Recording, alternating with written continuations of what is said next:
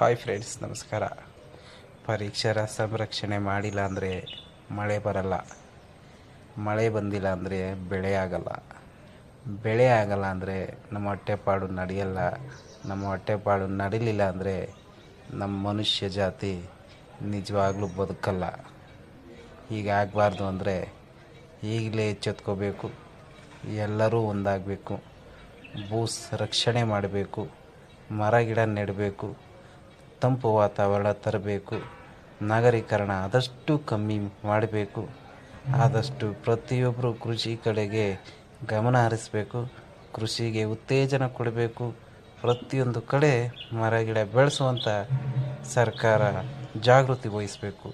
ಹೀಗಾದರೆ ಫ್ರೆಂಡ್ಸ್, ನಮ್ಮ ದೇಶ ಎಚ್ಚೆತ್ಕೊಳ್ಳುತ್ತೆ. ತಾಪಮಾನದಿಂದ ಮುಕ್ತಿ ಸಿಗುತ್ತೆ.